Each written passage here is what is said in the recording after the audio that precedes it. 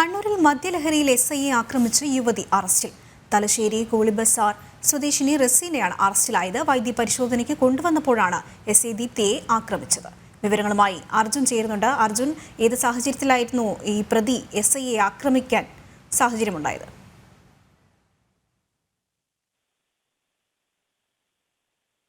അതിൽ ആ പ്രതി ലഹരിമരുന്ന് ഉപയോഗത്തെ തുടർന്ന് അവിടെ നാട്ടുകാരുടെ ഇടയ്ക്ക് പ്രശ്നമുണ്ടാക്കുകയായിരുന്നു. അതേ തുടർന്ന് പോലീസ് ഇവരെ കസ്റ്റഡിയിലെടുത്ത് കൊണ്ടുപോവുകയായിരുന്നു. അതിനുശേഷം വൈദ്യപരിശോധനയ്ക്ക് കൊണ്ടുപോകുന്നതിന് ഇടയ്ക്കാണ് വീണ്ടും പ്രതി ആക്രമിക്കാൻ ഒരുങ്ങിയത്. അതായത് അടുത്തുണ്ടായിരുന്ന ആൾക്കാരെയും അതുപോലെ തന്നെ ഈ SIയെ തന്നെ ആക്രമിക്കുന്ന ഒരു സ്ഥിതിയും ഉണ്ടായി. അടുത്ത് നിൽക്കുന്ന പോലീസുകാർക്കും ഈ യുവതിയുടെ കയ്യിൽ നിന്ന് ആക്രമണം ഉണ്ടായിട്ടുണ്ട്. അതായത് തലശ്ശേരി കൂളിബസാർ സ്വദേശി റസീനയാണ് ഇത്തരത്തിൽ SIയെ ആക്രമിച്ചത്. SI മാത്രമല്ല, ഇതിനു മുൻപും പലതരത്തിലുള്ള കേസുകൾ റസീനയ്ക്ക് എതിരെ ഉണ്ടായിരുന്നു. അതായത് മയക്കുമരുന്ന് അടക്കം ഈ റസീന ഉപയോഗിക്കുന്നുണ്ടെന്നാണ് പോലീസിൽ നിന്ന് നമുക്ക് ലഭിക്കുന്ന വിവരം.